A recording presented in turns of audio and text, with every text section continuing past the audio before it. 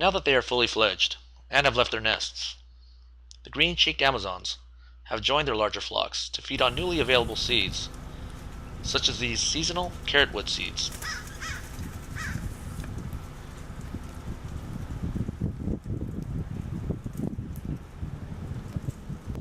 Blue-crowned conures are also nesting their young, which should be close to joining their flock as well.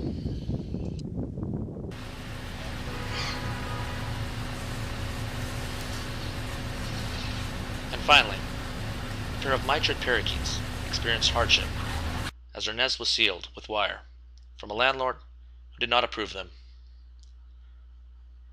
The landlord was informed that babies were possibly trapped inside.